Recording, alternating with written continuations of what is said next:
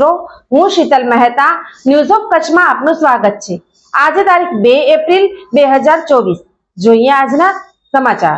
News of Kutch power by Opal electronics, LG best shop, Vijaynagar road Bhuj, Rambag road Adipur. Power by KC jewellers, latest fashion ડિઝાઇનના ઓર્નામેન્ટ્સનો વિશ્વાસપાત્ર showroom, hospital road Bhuj. કચ્છમાં જમીનોને લગતા અનેક પ્રશ્નો છે, જેમાં નવી શરતની જમીનમાં દસ્તાવેજ થઈ જતા અનેક વિસંગતતાઓ તથા ટાઇટલ ક્લિયરન્સના પ્રશ્નો ઊભા થાય છે। સમગ્ર બાબતે કચ્છના પ્રખ્યાત એડવોકેટ દેવાયત બારોટે ચર્ચા કરી। કચ્છમાં જમીનોને લગતા અનેક પ્રશ્નો છે। નવી શરતની જમીન જૂની શરતમાં ફેરવ્યા વગર વેચાણ થઈ જતા ખરીદનારને ટાઇટલ ક્લિયરન્સ મળતું નથી અને જમીન શ્રી સરકાર દાખલ થઈ જાય છે। તેને કારણે વ્યાપક પ્રશ્નો ઊભા થયા છે અને કોર્ટ કેસોમાં પણ વધારો થયો છે। ત્યારે ખરીદનાર સાવધાનના સૂત્રને અનુસરી મિલકતની લે વેચ કરવી। સમગ્ર બાબતે પ્રખ્યાત એડવોકેટ દેવાયત બારોટે માર્ગદર્શન આપ્યું। અત્યારે જમીનોની કિંમતોમાં ખૂબ વધારા થયો છે। દિવસે દિવસે જમીનોની જે છે એ માર્કેટ વેલ્યુમાં ઘણા ફેરફાર થયા છે અને ઘણા બધા ટ્રાન્ઝેક્શન થતા આવે છે। ત્યારે ખાસ કરીને કચ્છ જિલ્લાની વાત કરું તો ઘણા બધા સમાજોને સરકાર તરફથી સાંથણીમાં જમીનો એલોટ કરવામાં આવેલી અને ઘણા વર્ષો પહેલા એ જમીનોનો વેચાણ પત્યો છે। જે જમીનો એલોટ કરવામાં આવી એ નવી શરતથી એને આપવામાં આવેલી।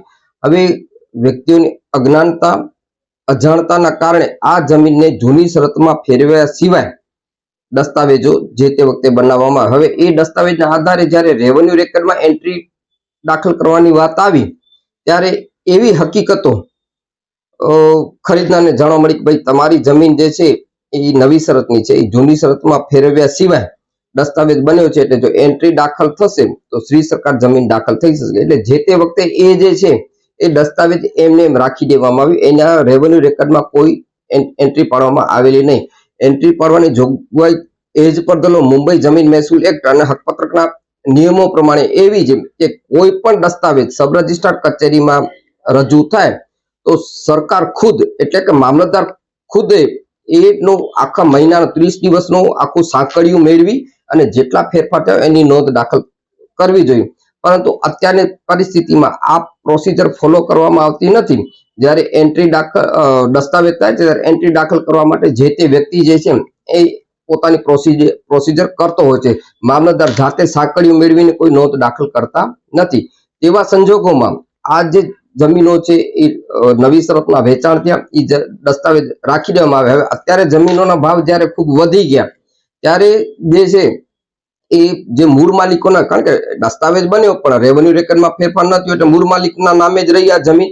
હવે એવી જમીનો જે અત્યારે જમીનોના ભાવ વધ્યા એટલે કબજો તો જે તે વખતે આજથી 30-35 વર્ષ પહેલા સોંપી આપવામાં આવ્યો છે મૂળ ખરીદનારને, પરંતુ રેવન્યુ રેકર્ડ ઉપર જે તે વ્યક્તિ જેને એલોટ કરવામાં આવી છે એ વ્યક્તિનું નામ રહ્યું। એના કારણે પરિસ્થિતિમાં એવો નિર્માણ થયો કે અત્યારે જમીનોના ભાવ વધ્યા એટલે જે મૂળ માલિકો છે એ બીજા દસ્તાવેજો બનાવવાનું શરૂ કર્યું। એના કારણે લિટિગેશન પણ ખૂબ વધી ગયા અને જે અત્યારના ખરીદનાર છે એને પોઝેશન માટે પણ તકલીફ પડવા લાગી અને એના આધારે નોંધ ચાલો દાખલ થઈ ગઈ એમની જૂની શરતમાં ફેરવાઈ ગઈ ને પછી દસ્તાવેજ એટલે ખરીદનાર નોંધ એકચ્યુઅલ પોઝેશન એને મેળવી શકે ને એના કારણે ઘણા બધા લિટિગેશન થયા અને ટાઇટલની તકરાર પણ આવી।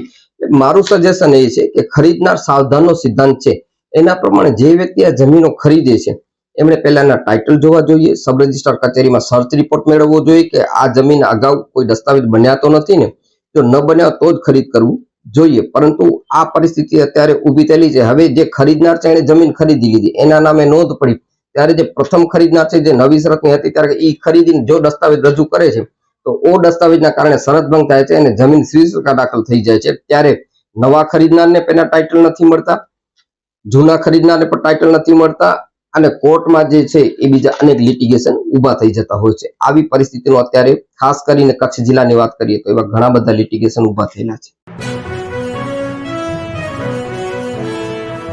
ભારતીય અંક જ્યોતિષ શાસ્ત્રના પ્રણેતા, ભારતના 8 વડાપ્રધાનોની આગાહી કરનાર જ્યોતિષી શંકર ગોર ઇન્દિરા ગાંધીના વિજય અને અપમૃત્યુની સચોટ આગાહી કરી, રાજીવ ગાંધીના પરાજય અને તેમના અપમૃત્યુની પણ સચોટ આગાહી કરી, અટલ બિહારી વાજપેયીના રાજીનામાની સચોટ આગાહી કરી, હાલના ભારતના વડાપ્રધાન નરેન્દ્ર મોદીની જીતની પણ સચોટ આગાહી કરી.